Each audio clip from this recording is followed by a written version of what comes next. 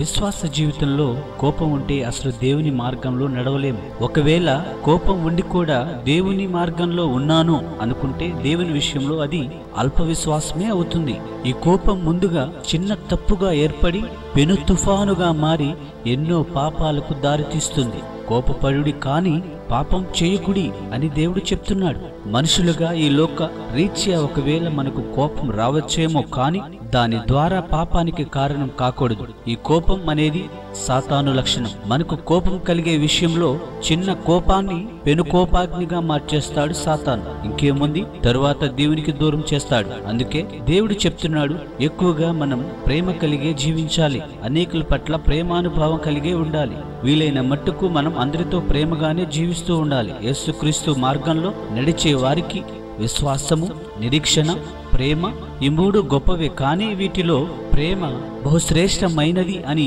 దేవుడు చెప్తున్నాడు. మనుషులను ప్రేమించడానికి ప్రయాసపడండి అని ప్రభువారు చెప్తున్నారు. దేవుడు పాపులమైనటువంటి మనల్ని ప్రేమించి జాలి చూపించాడు కాబట్టే మనం కూడా అందరి పట్ల ప్రేమ చూపించాలి. ఈ రోజుల్లో కోపం అనేది కామన్ అయిపోయింది.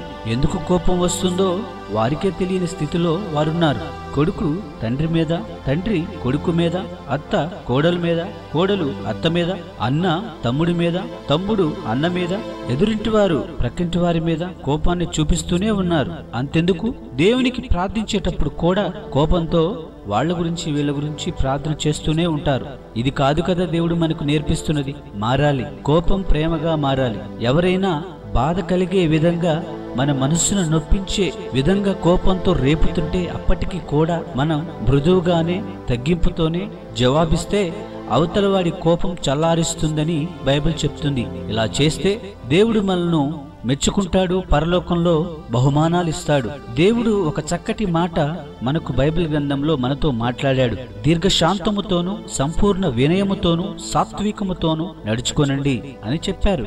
అసలు కోపాగ్నితో కలిగి ఉండేవారు దేవుని రాజ్యంలోనే ప్రవేశించరని దేవుడు బైబిల్ గ్రంథంలో వ్రాయించాడు. కాబట్టి నీకు కానీ నాకు కానీ కోపం ఉంటే ఏంటండి, ఉంది. కానీ ఈ మాటల ద్వారా మనం దేవుని ప్రేమను గుర్తు తెచ్చుకొని కోపాన్ని వదులుకునే పనిలో మనం ఉండాలి.